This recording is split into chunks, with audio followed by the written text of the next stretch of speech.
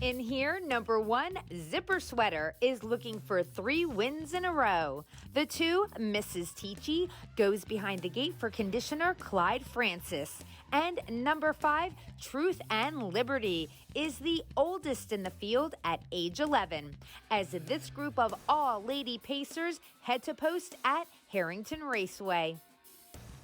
There goes Mrs. Teachy out for lead. Truth and Liberty leaves toward the inside Zipper Sweater. They make their way into the first turn. Mrs. Teachy with Truth and Liberty coming up on the outside to get the lead. Mrs. Teachy back to second, away third, Zipper Sweater. Backwater Bell came away in fourth. Racing fifth is Sweet Violets, followed by the trailers, Oakwood Coral, and at the end, that's Whitehaven Beach. They race to the opening quarter. Truth and Liberty is on top. It's a length and a half. Racing in second, that's Mrs. Teachy. The opening quarter was 28 seconds into the far turn.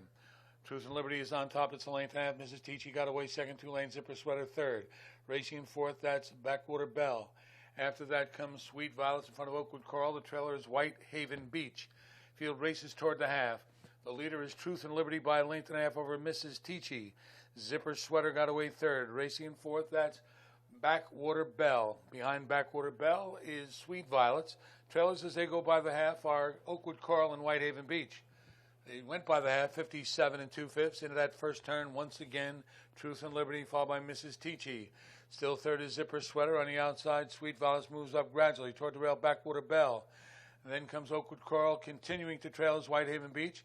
They make their way up the backstretch, approaching three-quarters. And is Truth and Liberty maintaining the lead over Mrs. Teachy. Down inside, Zipper Sweater. Outside in fourth is Sweet Violets. Then comes Backwater Bell out from last, Whitehaven Beach. 126 1/5. They make their way around the final turn, coming toward the top of the stretch. Truth and Liberty still there. Getting closer now is Sweet Violets. Mrs. Teachy with the rail. They're coming to the top of the stretch now, turning for home. Truth and Liberty getting ready for Mrs. Teachy. They straighten away. Truth and Liberty. Mrs. Teachy angles down the passing lane, coming through the stretch. It's Truth and Liberty out in the center track in front. Truth and Liberty wins it. Then it's going to be close for a second. Mrs. Teachy might have held second over Zipper Sweater, fairly tight, in 155 1. Truth and Liberty, aptly named for our Memorial Day edition of the show, picks up a victory in 155 1 with leading driver Allan Davis in the bike. The 11-year-old mare is owned and trained by Jason Skinner.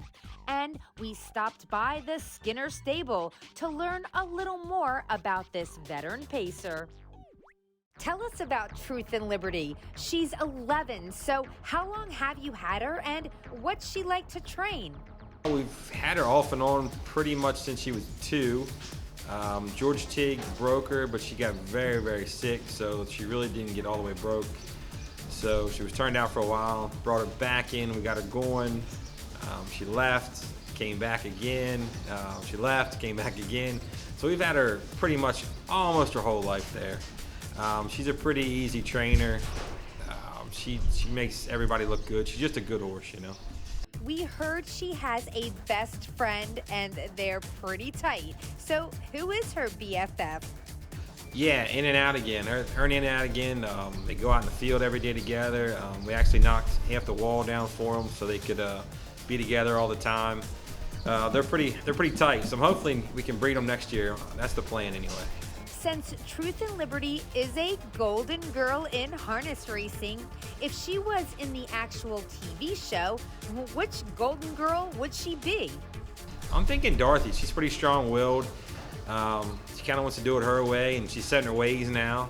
But I'm hoping come next year we can be a little bit Blanche, you know, a little breeding season.